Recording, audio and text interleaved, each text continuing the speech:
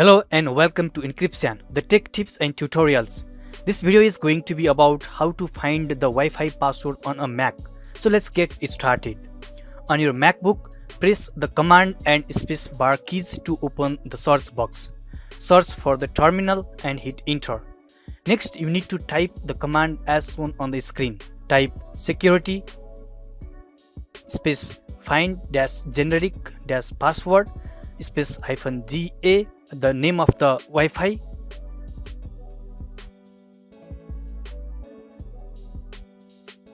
space pipe space grep space -I password inside the double quotation. After you hit the return or the enter key, you will get the password. And that's it. Here, Bhojkumari is the name of the Wi-Fi that I want to get the password of. You will need to type the Wi-Fi SSID name which you want to get the password of. You now know how to find the Wi-Fi password on a Mac. Please subscribe to the channel and hit the bell icon.